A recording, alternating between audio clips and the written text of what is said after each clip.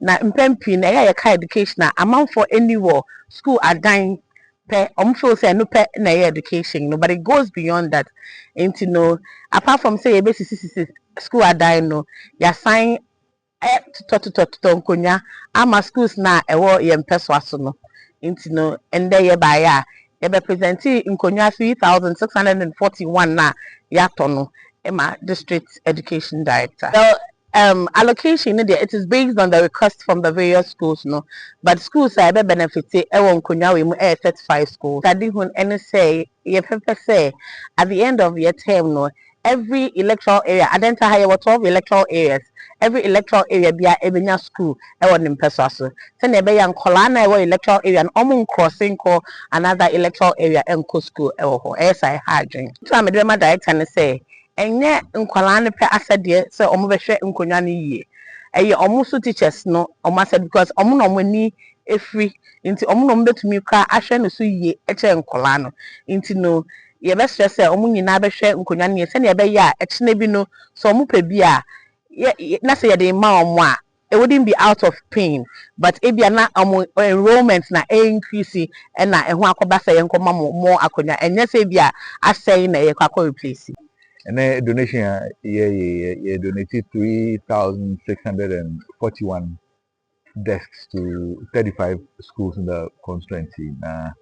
As you are aware now, His Excellency the President,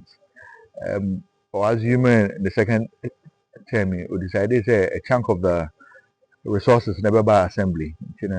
Scan assembly or my earmarking idea on the way na a portion they support education a hardworking municipal chief executive. We mubia or the atosa kunya we are chairman schools because based on a request that schools na by over classrooms now. Why manam kwala ensure in baby on better it's a way of supporting the education in the assembly. Isn't taboo the entire sentence na metal one TDA as a check. We are hoping say they'll take very good use of it. Na a charm officers omo co schools ekoshe adewe make sure say ya mahwe niam we su yie enti ya distribution list ya de be co schools the same way so head teachers no ye share omo a eni omo be kasa send omo hwe niam we omo kura so esanse sika kom yetumi dia ye adewe ama omo and your officers so logistics officers now so mbeko schools akwohwe say head teacher and fan share a dime but we distribute mankwala no atena so e de esuade na efen so ya hwe so no from the schools and omo share so and omo de here in Kongai man nti ya de aye hia na ye bisaye and omo de amaye